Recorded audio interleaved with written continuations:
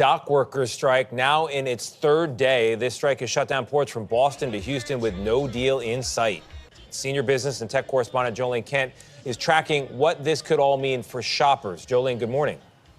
Tony, good morning. There has been some relief on inflation over the last few months, which has been good for consumers. But now there are new concerns that this port strike could drive the prices of food, cars, and other goods back up if it goes on for weeks. We're talking about bananas, cherries, and chocolate. Those could be the first items affected.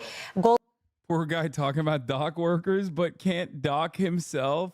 Okay, listen, I can't dock either. All right. I can't dock either. But at least I could probably do it more reliably than he can. He snipped off whatever remained. You know what I mean? Goldman Sachs says if this strike lasts more than a week, retailers that sell clothing, furniture, and home appliances could be hit as well. And you could also see price increases and shortages for that critical holiday shopping season. And some big retailers have been preparing for this, basically. Costco, for example, said on its recent earnings call that the company has pre-shipped to get holiday goods into the United States ahead of the strike. But, you know, small and medium-sized businesses may not have the resources and they may not be as lucky, Tony. Yeah, Tony, tell us about the dockers. Tell us about the dock workers. Union workers seem pretty dug in. The president said no automation while he's alive, basically over my dead body. So how close are they really to resolving this? Unfortunately, they are not close to a resolution. The union president has said he's willing to shut down the ports as long as necessary, even at the cost of the U.S. economy. Now, the group representing the ports and ocean carriers said earlier that it increased its offer, but apparently hasn't met all of the union demands, which include more money, a bigger slice of shipping company profits, as well as commitments to limit that automation we've been talking about and guarantee jobs, Tony. All right, Jolene, thank you very much. ILA union president, the guy who called the strike, Harold Daggett, leading the strike. Now we're learning more about his lavish lifestyle. Cheryl Casoni from our sister network Fox Business is here to break it all down. Hi, Cheryl. Hi, good morning to both of you. And he does have a bit of a lavish lifestyle, homes. Let's go, baby. Cracking my knuckles over here. It's pocket watch time. My favorite, dude. Listen. Let him have a big house, brother. How big is the house of the owner of these shipping companies? I ain't seen you cover that. I ain't seen you talk about that. We have this mentality that is so ingrained in our minds that if you are like on the side of labor, you have to be living an ascetic lifestyle, that you have to literally be broke, okay? That there is no way for you to, advocate to take more of the value that you are generating for your workers, that it's absolutely up. It's backwards. It's so stupid. And it actually hurts my soul when I see leftists also pocket watching in a similar vein. All right? And we do it to ourselves as well. So maybe some people in this chat, in this community, will recognize how stupid that is when they see a bunch of at Fox News repeating those exact same points. I love when like a anarchist will talk like a think tank guy on Fox News, but leftistly. The odds of Bentley. Let's get into this. So first, let's talk about his salary. He makes a nice salary. Last year, this president, Harold Daggett, of course, he runs ILA, raked in $900,000, according to union filings from the Department of Labor. For comparison, the average union dock worker makes about $81,000 each year. Now, let's talk about the homes that he owns. He's got a 2. Dog kind of feels like the ILA local is making a ton more than the average union dock worker. Okay. And also kind of feels like he's asking for them to also get paid more. Isn't that the entire point of this strike? That's the whole point. He makes that because he fights so that these guys make this. Okay. That's an elected position for the most part. These are some old school unions. Some unions are a little different. He may or may not have been elevated to that status way long ago. I don't really know the personal details of this one man, but none of that matters. Even if the union structure is like somewhat corrupt, there's a lot of nepotism in this structure as well. Ultimately, the role that they're playing right now is the reason why they're on him like this. The role that he's playing right now is for the workers. He is facilitating a work stoppage specifically to demand higher wages because they have generated higher profits. They have generated higher value for capital owners for these companies. It is perfectly understandable that he fights for his workers, okay, to make sure that he gets more of the value that they've generated. That is at the heart of this conversation. $1.4 million home, Sparta, New Jersey. He's got a Bentley, which he's been known to drive around town in. I have two sons at the LA ports. Oh, you're cake then. You got lucky as PZ6 foe. Longshoremen's are like dock workers in general are some of the most like aspired jobs out there. It is a really, I mean, it's a very difficult job, make no mistake, but they have some pretty strong unions for this reason. I mean, they have the capacity to shut down the entire economy if they choose to do so, right? They're not full-time yet. I have two sons at the LA ports. There's a difference, B casual worker and book A worker. What is it? Like the LA ports, like they make even more money. Let's see, LA ports, longshoreman salary. Look at this. Look at this. Look. West Coast dock workers making $200K, demand higher pay. Union fight for pay raise now starting to affect ship operations. Oh man, that's crazy. It's so funny when these guys are like such obvious and they're like, wow, the International Longshore and Warehouse Union dock workers handle cargo across the West Coast and they already make $200K a year. Why do they want more? And by the way, this is from freightwaves.com. Okay. Industry publications like this basically operate specifically with capital in mind, obviously. And it is hilarious because when they demand more, they're not demanding more money to materialize out of nothing. They're demanding more of the money that they are generating for the companies. That's it. That's literally it. It's like getting mad when the NBA Players Union is demanding higher wages or better benefits. It's like, dude, you're an idiot if you look at that and you go, oh, these guys, how dare they? They're already making millions of dollars a year. It's like, yeah, dude, because they're generating billions of dollars of value as wage laborers for the multi-billionaires team. It's not like he's balling. You think Miriam Adelson can ball like Kyrie Irving? No. Get the out of here. You have to look at how much value that they're generating. These guys cannot bankrupt their own companies, okay? And they don't. It is a lie. Anytime someone claims that the union demands far too much, they're lying, okay? Because it's not in their interest to bankrupt the company. If they did that, then they wouldn't have a job. It's so stupid. This conversation is so idiotic and it's so frustrating, okay? The ILWU is demanding wages and benefits for the next 5-year contract that reflects dock workers' role in the COVID-era import boom, a one-off event that ended last year. The prior contract expired July 1st, 2022. The union cited a decrease in the members' wages and benefits as a share of revenues of terminal employers and ocean carriers represented by the Pacific Maritime. Automation also cut into their labor force. ILWU Local 13 said that this is the other one, by the way. This is the western side. So the ILA is East Coast. The ILWU is West Coast. West Coast ports are more automated, from what I understand, than the East Coast ports are. Okay. And they even, the West Coast ports actually make even higher wages overall than the East Coast ports do. They get paid enough. You don't get to make that decision. Anyway, these are also highly sought after jobs as well for the benefits package that is fairly nice, and also the wages overall. The ILA current top rate for members is $39 after 6 years, well below the $54.85 an hour earned by West Coast peers at ILWU, a rate that will rise to $60.85 in 2027, the final year of their current contract. Yeah. Alex, friend of the show, Alex Press, wrote specifically about this, by the way. We're going to be talking about this as well.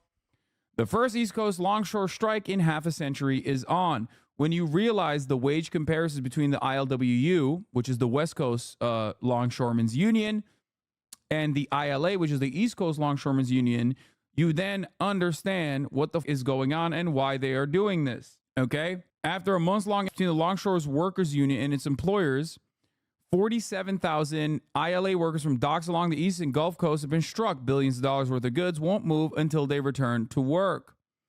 Last time members of ILA shut down ports up and down the eastern Gulf Coast was in 1977. Dock workers wanted higher wages and greater job security. New technology, specifically containerization, which transformed the industry, introduced uncertainty into the craft, and longshoremen who handled freight wanted to be sure that any disruptions introduced by the shifting mechanisms on the ports wouldn't lead to their permanent displacement. This is why labor unions are incredibly fucking important in terms of automation. Automation is a necessity. Automation is a reality. And labor unions are supposed to be there to protect the existing workforce so they do not get displaced from automation. Trade was only 16% of the U.S. economy back then, well below today's 27%. Yet the work stoppage, which lasted 45 days, was earth-shattering. Shippers said $4 billion worth of cargo piled up at the 30 affected docks in 1977. Remember, last time they actually struck. They did a strike. Other businesses and trucking companies laid workers off as the slowdown reverberated throughout the economy. In Puerto Rico, which relies on imports for the vast majority of its food, importers began bringing groceries in by air. The union proved largely victorious, winning increases in wages and benefits as well as greater job security. Why do this 1 month before the election, though? Suck my mind drive. Get the out of here, dog. God, don't ever come in here with that libtard ass ever again, okay? Sorry for popping off on you this aggressively, but you got a lib in your brain. I swear to God. You got a liberal in your brain right now. Don't even for a brief moment, don't yell at mind drive, okay? He's well-intentioned. He's well-intentioned. We're going to get to that. And don't yell at him, but God, it's just like there is that reactionary in people's minds that immediately leans in and it's like, ooh, maybe there's something different afoot here. No, it's pretty fucking simple. I know Fox News blatantly lying, but you're talking like union bosses are not freaking Pampers. I don't give a bro. I don't care. I've said this time and time again. If is an inevitability, I'd rather have the corrupt force actually fight hard for the workers rather than the authoritarian structure of an undemocratic workforce that has no labor union. Okay? That's it. That's it, man. Yeah, dude, he's shaving off a tidy penny for himself off the tippy top. Don't give a if their workers are properly compensated and he's been fighting for them for 60 plus years, then great. The only reason why we're having this conversation is because he's doing that, because he's facilitating a work stoppage. That's it. That's the only reason why they're pocket watching. And nobody ever pocket watches the CEO. We take it for granted. We think the CEO deserves all that money. He does not. Okay? And it's not like the CEO is going to take too much of a pay cut. It's the value that they're providing. It's the value that these workers are providing, and they're demanding more of it. That is perfectly fair. Okay? It's perfectly reasonable. It's perfectly fair. It's bare minimum. Don't give a union leader's salary in this process. Nearly half a century later, wages and job security are once again at the center of a port shutdown that will snarl supply chains and send shockwaves through the U.S. economy. Okay? That is at the heart of the matter. Of course it's going to send shockwaves. That's the whole point. That's what a work stoppage is. You got to hurt the company so that they understand how important you are. You want to know why? Because the bosses don't provide value. The bosses do not generate value. If they did, they'd get the work and start putting containers together themselves. Why are the shareholders not strapping up and working on the containers? I thought that they were the ones who generate the value. No, they don't. They just retain it. That's it. Their job is to just sit there and collect the check. Okay? In the week prior to the strike by ILA members, which began at 12 this morning, some $14 billion in trade arrived at ports covered by the union's master agreement. From produce to seafood to pharmaceuticals to cars, these ports handle about half of all goods shipped in and out of the United States. Okay? So my point is, you're going to get annoyed. You're going to get mad. Inflation is going to hit. I need you to remember, you have two options here. There's two sides in every negotiation. You can either listen to the media and get mad at the labor union for demanding higher wages off of the profits that they've generated, off of the value that they generated, or you can get mad at the owners of the company for not conceding to the demands being made by the labor union. The media will gear you in the upcoming days, as they are doing right now, to get mad at the labor union. They'll say these guys are corrupt. They got mob ties, this and that. yada, yada, yada. Okay? But you have to remember, the job of the labor union leader is to fight for a contract that he can take back to his rank and file workers that will then democratically vote on that contract and ratify it. So it's not up to him. In most cases, it's not just up to him to just be like, all right, we're getting back to work. However, on the other side, you have the bosses, and the bosses can unilaterally concede to the demands that the labor union makes in earnest. Okay? This is not a one-sided story. The boss is a dictator. Technically, there is no democratic process on the side of the bosses. They could just say, we don't want this work stoppage. We're losing too much money. Immediately, you're right. You've made an honest effort here. You are earnestly demanding more of the value that you have generated for us over the course of the past couple of years, especially during COVID. We're going to give it to you. If they said that, and usually there's a month-long process leading up to a strike, there's a lot of back and forth, as Alex Press also correctly pointed out. It doesn't just out of nowhere materialize. The strike is always the last effort, okay? Nobody wants it. Nobody wants to go, nobody wants to strike. That's not a thing, okay? It's a hard process. People get furloughed. They don't want to hurt other workers in the economy either. It should never get to that. Good management should never allow it to get to a work stoppage. So when they do allow this process to take place, that means they are being greedy, okay? And if you're in a labor union, you already know that. But many people aren't. We live in a country where the labor union participation rate is unfortunately only 10%. It's lower than a country that we actually destroyed. Chile has a 15% labor union participation rate. Chile, we wrote their constitution. We implemented neoliberalism with a dictatorship in that country.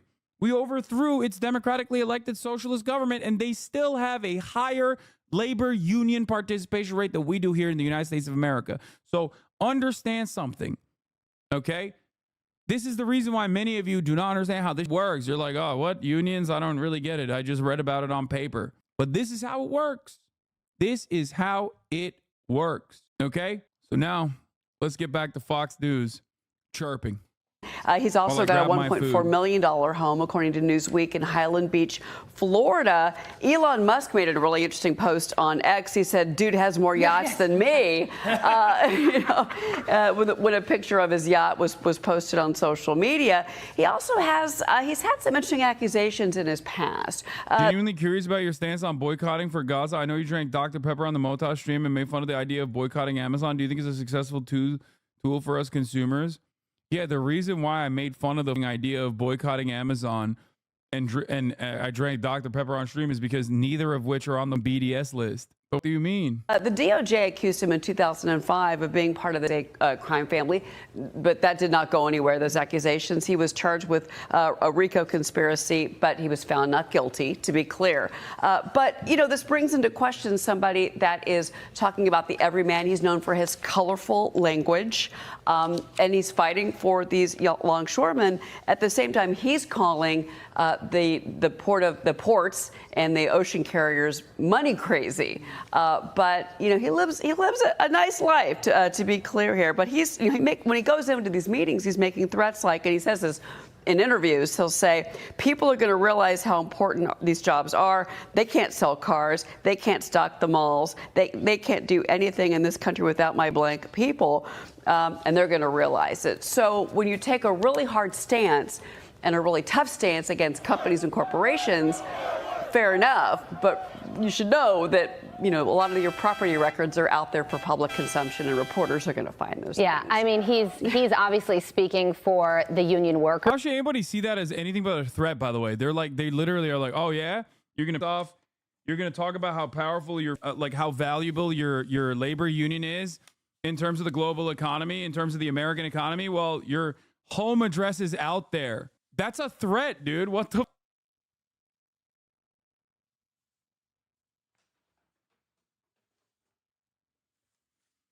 I love that she also brought up that, he got hit with a RICO charge and then turned around and was like, yeah, nothing came of it, but we're just we're just going to mention that anyway. They're so gross, dude. These people literally, I mean, I know this better than anybody else, okay? You know, trust me. Oh, yeah, you want to advocate for good wages for the American workings? Guess what, dude? Your home address is public. It's out there. It's like, oh, thanks. That's nice. It's a nice thing to say. Who make, what'd you say, $81,000 a year, but for the boss to be making almost $1 million, have 2 houses, a yacht, and saying we need more money, we're not. Yeah, the boss. That's a elected position, but he's a boss. Meanwhile, the actual boss at the company, not an elected position. But make no mistake, we're not going to talk about the real boss in this situation. We're going to talk about the elected leadership as the union boss. Making enough. There are going to be people who criticize that. Yeah. Cheryl, there's also a way to fight for your people. And I don't think any of us can begrudge him. That is his job. But when you say things like his strikers have the power to cripple the economy at a time when our economy is in the shape that it's in with inflation, that's not going to endear you to the American people. I will tell you one thing. The people of North Carolina need a lot of things right now, like water, the homes destroyed. All of those things are coming in from ships. A lot of the supplies that these people need come in on ships. I just want to make that point. And that was made on Fox Business by Chris Spear. Yeah. 1, you don't give a fuck about those people. 2, once again, don't you think that then it's the responsibility of the party that has all the power to quickly concede to the reasonable demands being made by the labor union? We don't have domestic water production in the United States. Yeah, no, that's stupid. The water argument is stupid that she's making anyway, but it doesn't matter. It doesn't matter. It doesn't matter. Even if we take her argument at face value, okay, even if we operate under the that she's not like just, you know, grabbing onto whatever the she can to make a stupid point. What matters is there are 2 parties to this contract negotiation. But notice how they're not talking about one of the 2 parties. Perhaps the party that actually has the capacity to stop this without any sort of repercussions. This is why I think it's very important. This is why I try to explain and communicate this aspect to Americans on a regular basis. They do not know this. They do not understand this. Because it's not that they're stupid. It's that they've been made stupid by mainstream media that refuses to openly admit basic facts about contract negotiations with labor unions, and instead hyper focus on like these silly things like, oh, he's rich, bro. Well, he's corrupt. He was indicted for a RICO charge, but it went nowhere. It's like, I don't give a. None of those are the reasons why he's striking right now. Okay, he's striking because him and his workers, mostly his workers, his job is his responsibility primarily to his laborers. Okay. His rank and file union members, his workers generated billions of dollars, multiple billions of dollars in profit for the company. And now they want some of that. They made it. They generated it. It's perfectly valid for them to demand it. From the trucking to me on Monday in an interview that I conducted. He said, look, we've got a natural disaster on our hands, and this is when you need patriotism to show itself. Great point. Great point there. And bottom line, pays to be a union boss. Cheryl, thank you so much. I'm thinking of becoming a union boss. A union of. I thought you were a union boss. Who will be your workers? I Cheryl knows. Around every day. Catch Cheryl on Mornings with Maria. See, I'm advocating for you. I'm quite a boss. Thank you. We gotta have a better media diet than this.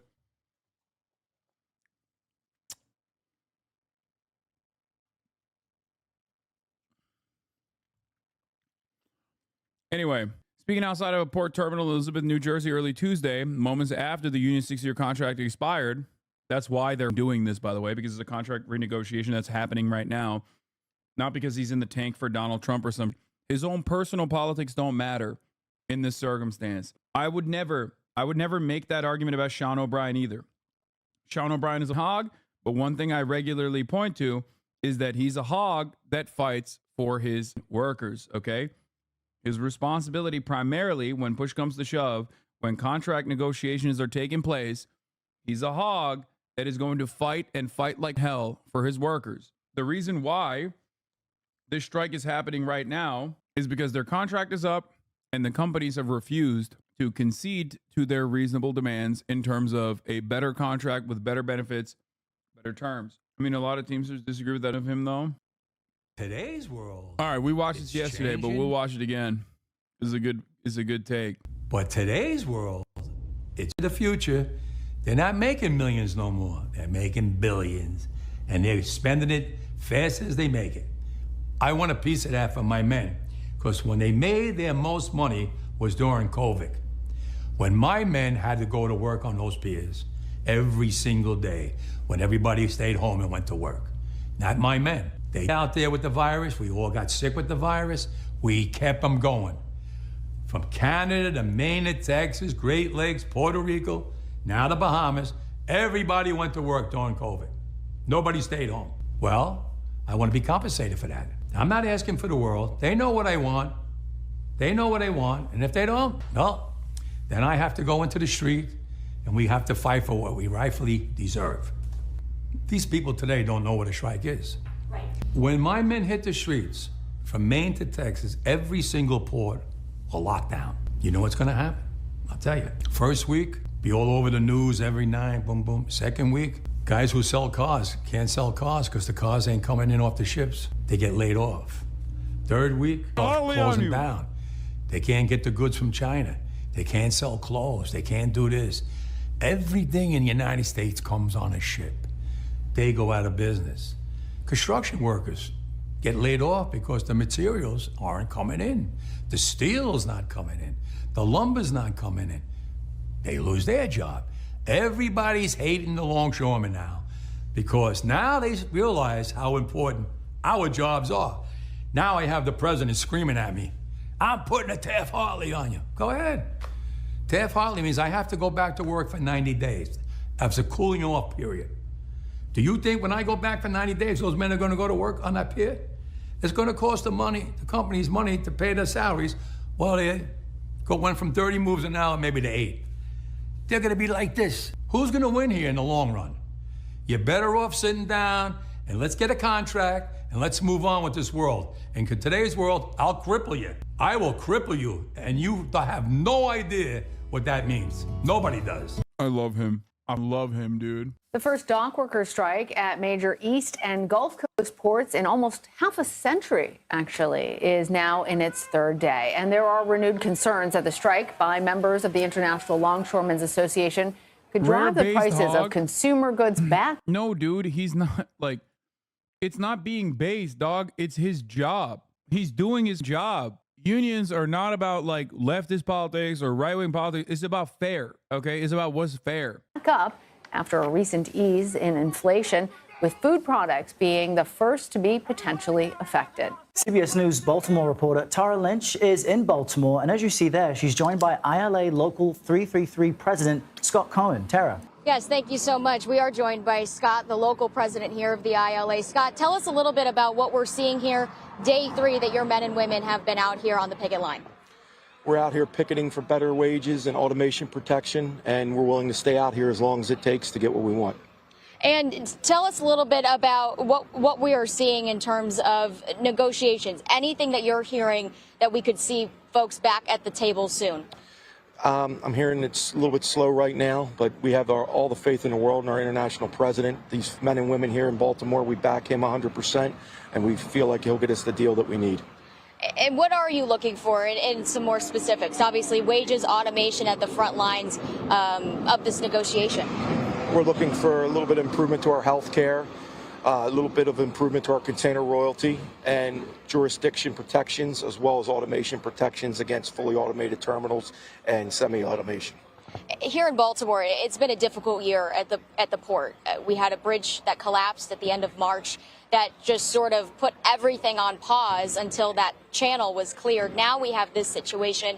How difficult has this year been for your men and women and your members? Well, it's very tough for us. We were out of work. A lot of these folks were out of work for 2 months with the bridge collapse. Now with the strike here going on top of it, on the back 6 months later, almost to the day, it's tough for them. We're probably the hardest hit out of anybody because we had that 2-month shutdown earlier in the year. But they're willing to sit out here and they're willing to strike for what they believe in and what we need to get.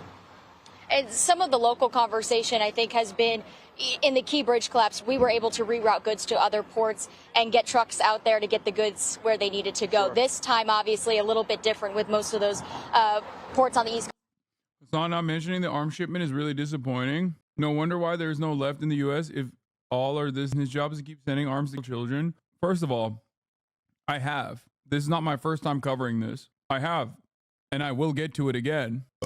Okay. But you, as a 47-month subscriber, have already made up your mind as a radical Maoist third worldist revolutionary about the labor arista KKK rats in the United States of America KKK. When this part of the conversation is specifically about, on the domestic level, what labor unions do for their workers. Okay. It's also about how the media covers labor unions and how they're directly at odds or very adversarial, very contentious to the labor unions and the demands that they make. It's basic leftist 101. Okay. So shut your stupid ass up and sit down. How about that? I don't care. Okay. Don't come in here and say, sorry, children are being bombed to pieces. I offer coverage to that every day, and I will continue offering coverage to that. Actually, you know what? I'm going to perma you. Okay. If you think I don't give a shit about that, you are delusional. Okay. Shut your ass up. Okay. There's a place for that conversation, and it is going to happen. Just sit down and listen. Why are you chirping? And not only are you chirping, but you're also assuming that there is some cynical reason as to why I am not mentioning something that I have already mentioned. It's like burgeoning in a math class and being like, why aren't you talking about physics? Okay. I had someone who survived the Israeli to the Palestinians yesterday on this broadcast. Do you think I'm not sufficiently offering coverage to the Palestinian plight? Are you stupid? That was a 4-year viewer. How? Because 4-year viewers, long-term community members, literally get up in their feelings and are delusional. They have the same capacity to be delusional just like a new chirper is. Okay? It's just like, I don't know. It's just something that happens with the process where they go, nah, man, I'm emotional because children are dying. So I'm going to yell at the guy who literally offers coverage to that every day. I absolutely despise backseaters of this sort. Coast shutdown. You said the trucking industry, one of those that are also experiencing this as well. What are you hearing from your partners on the ground here in the trucking business? Well, you know, they're affected by this just as much as us. I mean, the trucking industry is just as important as the longshoremen. We're codependent on each other. We unload the goods and they get it to market. Without the trucking community, this whole country would be shut down. So they're struggling as well with this, and they just want to get back to work just like we do. Scott, thank you so much for your time. We appreciate it. We'll have you on a bit later on WJZ here locally, and we'll send it back to you guys. Sarah, thank you so much, and please share our thanks with Scott. President Joe Biden continues to say he will not get involved in this labor dispute. And tonight, someone asked our Verify team if the president actually has the power to end the strike. Chairman Chow taking a closer look. The current White House administration supports the Longshoremen's Union's position for a new contract with the U.S. Maritime Alliance. It represents ports and employers. Historically, the U.S. government has not always backed unions. Under the threat of this strike having... You think that chatter is going to go to the docks to do a protest over arms shipments there, or is their activism just yelling at you in chat? It's just yelling at me in chat. Their activism is yelling at me in chat. By the way, I've made a lifelong enemy of that 47-month subscriber. There's only two ways that this goes. Either he's going to come back and DM me or the mods being like, I'm sorry, I was very emotional. My family lives in Lebanon or something. Okay. And I shouldn't have said that. Or they are now officially a lifelong hater of mine, and they'll be retweeting like Jackson Hinkle and Destiny in a matter of weeks. Maybe even Sneeko if they're calling me gay or whatever. That's usually how this works. Okay. This is what happens. I ban a long-term community member. This is what they turn into. The first part of that process makes sense. If you have like some kind of conviction about your point of view, you understand that you just chirped for no reason. You acted as emotional as well, Law. I know. I am right now as well. Yeah. You get yelled at every day, nonstop. What? Please read this. I'm on the picket line at our local hall and just heard the phone call from Daggett to our local president that they've agreed to our terms and the contract is going to be signed. Wait, really? God damn. I can't tell if this is a top of the hour ad break debate or if this person is like being for real. You know what I mean? Good. What about? ILA has a new contract signed. No details as of this minute. We're going back to work, boys and girls. God damn. Breaking news of the HasanAbi broadcast. At the top of the hour, there's a 3-minute ad break. If you no longer want to see those ads, well, then all you need to do is subscribe, which you could do for $6 for all the ILA members with a better contract that you're going to get. You will now be able to go back to work, have more disposable income, higher disposable income that you can use at the HasanAbi broadcast at the top of the hour. There's still a tentative agreement, and they still have to vote for it. But, you know, we'll see what happens. Anyway, here's the 3-minute ad break now. I just want everyone to understand the reason why I banned that person is not because, like, the reason why I banned that person is not because I'm in my feelings or whatever, okay? The reason why I banned that person is because he exhibits one of the most annoying tendencies of people on the left. Not only is it wrecker behavior, okay? Not only is it wrecker behavior to just be like, why aren't you talking about this other aspect that I have already extensively? He was just oblivious to it. But also, he then adds on an additional, very cynical, secret reasoning behind it. Like, I have not only not covered this aspect of this strike, the fact that, like, the dock workers were making exceptions for transfers, you know, which I did cover. But also on top of that, it's because I don't care sufficiently enough about the plight of the Palestinian and Lebanese children that Israel is. You don't get to come here and tell me that, dog. Sorry, okay? I just want you to understand. Annoying, not malicious? No, it is malicious. It's both annoying and malicious. The moment that you literally have made up your mind about me and you're claiming that I, like, don't openly care about something that is incredibly important to me, that is absolutely malicious. Someone who has been subscribed for 4 years should know better, especially so. So when I see, like, a long-term community member get that way, immediate mental illness. Can't have that in here. Now, the longshoreman strike might be over, but that didn't stop Ron DeSantis from trying to deploy the National Guard to scab. It's affected to maintain order and, if possible, resume operations, which would otherwise be shut down during this interruption. Florida Department of Transportation is coordinating calls with seaport rail and trucking partners to ensure that all are prepared and positioned appropriately to limit disruptions to the supply chain and other areas should this continue. I'm also directing Florida Department of Transportation to temporarily waive the collection of tolls and other fees for commercial vehicles using public highways in Florida and waiving the size and weight restrictions normally governing vehicle transportation for the duration of this emergency. This will help expedite the movement of goods that have been impacted from seaports to intermodal logistics centers, distribution centers, and delivery points, and very well may help offset additional costs incurred by operation during this period. Finally, I'm directing the Florida Highway Patrol to manage the flow of traffic from all Florida seaports and adjacent roads and highways as needed to further expedite the flow of goods that are currently being held up. This will include the provision of law enforcement escorts for commercial motor vehicles by FHP officers upon request. And I would say that he's using literally every part of the public funds to just scab. That's crazy. This is literally the federal government or the state government intervening in a strike on the side of the bosses. Not surprising from Florida. This is something that would have significant impacts on the nation's economy anyways, but to have this happen in a way that could negatively impact people that are reeling from a Category 4 hurricane, that is just simply unacceptable. So it really is incumbent upon the Biden-Harris administration to do everything in their power to ensure that these goods are where we need to be, that people are not left hanging out in the cold waiting for these goods if they're sitting in the ocean somewhere and they're not being able to be used here in the state of Florida or in Georgia or North Carolina.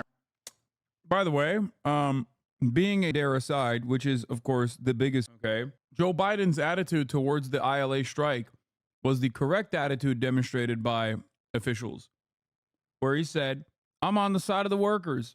The company made a ton of profits.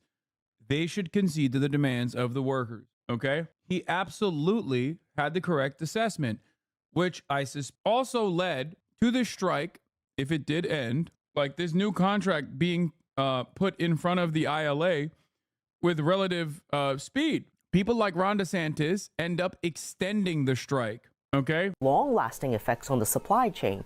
Viewer Gloria wants to know, can the president stop the dock workers' strike? To verify, we went to our sources, including the White House Archives, the Library of Congress, the Congressional Research Service, and the National Labor Relations Board. Efforts of business interests to forcibly open the strike-paralyzed port of San Francisco failed. Labor disputes have had a storied history in the U.S., some even turning deadly. Before World War II, a handful of presidents got involved by use of force with troops or issuing ultimatums to end strikes. After the war, there was a wave of labor strikes across multiple industries. I believe that the time has come to adopt a comprehensive labor policy. To get the country and economy working again, Congress overrode a veto by then-President Harry S. Truman to pass the Labor Management Relations Act of 1947, better known as the Taft-Hartley Act. In a letter to the House of Representatives, Truman wrote he was concerned cooperation cannot be achieved by force of law. There are no pickets at the container dock because there are no container ships in port. Since the legislation was put in place, the Congressional Research Office says the Taft-Hartley Act has been used by presidents 37 times. This New York Times article from 1961 details President Truman, who vetoed it, invoked it 10 times. Other presidents using Taft-Hartley include Eisenhower, Kennedy, Nixon, Carter, and George W. Bush. If Biden helped facilitate the contract, doesn't communicate it, I would lose my mind. No, he did. He supported the workers. He supported the ILA very openly, very publicly did so. So yes, the president has the power to stop the dock workers' strike. If the president invokes Taft-Hartley. He literally said, I don't believe in Taft-Hartley. Like, straight up, those words. He said, I don't believe in Taft-Hartley. Go ILA, go. Which is crazy because he sucks so much ass, but he's so goddamn good on this issue. Hartley, the labor dispute doesn't immediately end. Under the law, a federal court also gets involved to potentially return strikers back to work. With your Verify, I'm Sherman Chow. Unlike right now, why you don't need to panic about Like, yeah, President Joe Biden, I don't believe in Taft-Hartley. Mr. President, will you intervene in the dock worker strike if they go on strike on Tuesday? No. Why not? Because there's collective bargaining, and I don't believe in Taft-Hartley. The ILA conceded the thing to Biden in order to ensure support. Okay, that's also not correct. As far as I understand, that is a long-standing agreement that the ILA has for never stopping transfers and shipments. Okay, it is a like a long-standing obligation that the ILA has had.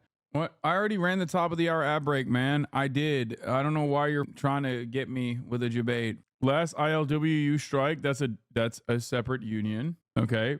The ILWU is the West Coast one. They stopped moving arms and George W. Bush shut them down. The ILA has a long-standing policy since, I believe, World War II to never stop shipments. Obligation, like outside of the purview of the contract. Why would they commit to that? I don't know, because they're hogs. Like, I think the guy literally talked about the dude Daggett is like a Vietnam War veteran or something too. I can't believe people are asking what is Taft-Hartley when they literally covered it on the Verify local news, on the fucking local news media. Like, do you guys just not listen, dude? When it's on screen, like, what the f going on, man? I'm supposed to be an educator. I'm supposed to be an educator. I'm just gonna calm down and I'm gonna run the same video again. Storied history in the U.S. World War II, a handful of presidents got involved by use of force with troops or issuing ultimatums to end strikes. After the war, there was a wave of labor strikes across multiple industries. I believe that the time has come to adopt a comprehensive labor policy. To get the country and economy working again, Congress overrode a veto by then-President Harry S. Truman to pass the Labor Management Relations Act of 1947, better known as the Taft-Hartley Act. In a letter to the House of Representatives, Truman wrote he was concerned cooperation cannot be achieved by force of law. There are no pickets at the container dock because there are no container ships in port. Since the legislation was put in place, the Congressional Research Office says the Taft-Hartley Act has been used by presidents 37 times. This Taft-Hartley is a forcible work stoppage or a forcible stoppage of the strike that implies that you have to go back to work for at least 90 days. Okay. The president comes in and says, you have to go back to work. It doesn't matter. It's illegal for you not to go back to work. Didn't he say Biden threatened him with it? No. They asked Biden, would you use it?